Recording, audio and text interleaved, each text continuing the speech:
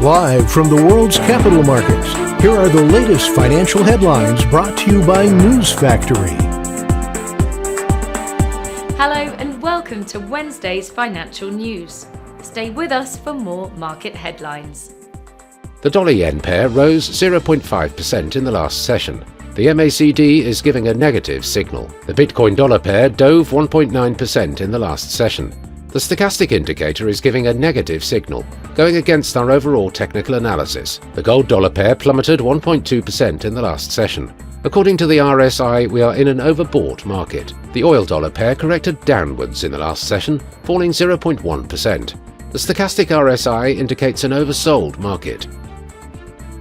Coming up, the choices from our chief analyst for today.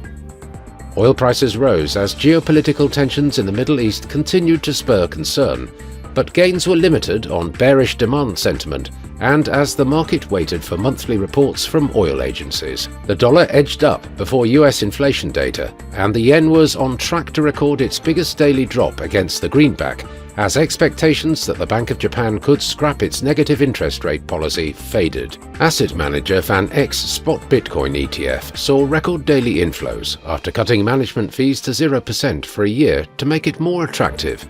The Van Eck Bitcoin Trust attracted $119 million in fresh funds in one day, adding over 1,600 Bitcoin.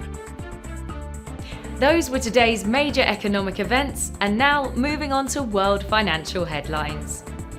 The US MBA mortgage applications will be released at 1100 hours GMT, the UK's industrial production at 0700 hours GMT, the UK's manufacturing production at 0700 hours GMT. Germany's 10Y bond auction will be released at 10:30 GMT, the Eurozone's industrial production at 1000 hours GMT, Japan's foreign bond investment at 2350 GMT.